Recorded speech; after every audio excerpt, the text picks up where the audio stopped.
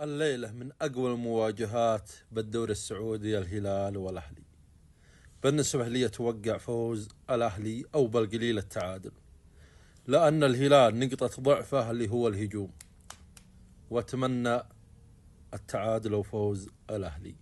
فتوقعاتكم، والآن اسمعوا الاستديو التحليلي وفرق المواجهات قبل.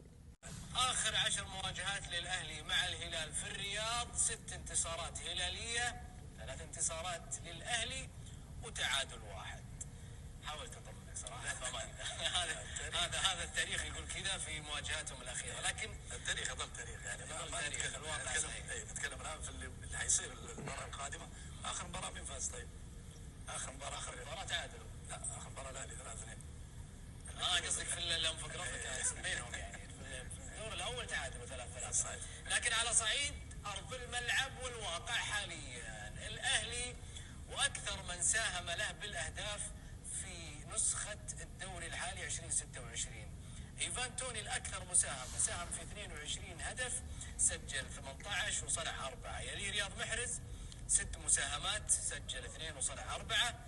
علي مجرشي 4 مساهمات وأيضا بالتساوي مع قلينو، بس علي مجرشي سجل نفس الشيء، الاثنين سجلوا هدف واحد وصنعوا 3 كلا الاثنين.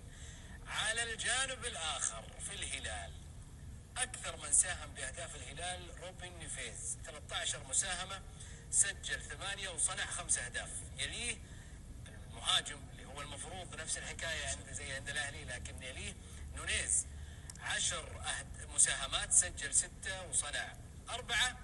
يليه ليوناردو 10 مساهمات، سجل 9 وصنع هدف واحد. والرابع سالم الدوسري، رابع المساهمات، ساهم في 9 أهداف، سجل 4 وصنع 5 أهداف.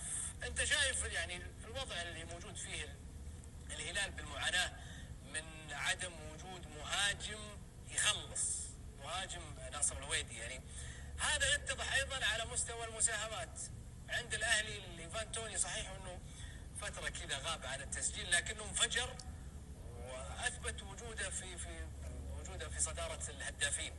لكن على الجانب الاخر الهلال اكثر من ساهم له لاعب وسط. صحيح، واليوم هذه معضله في الهلال،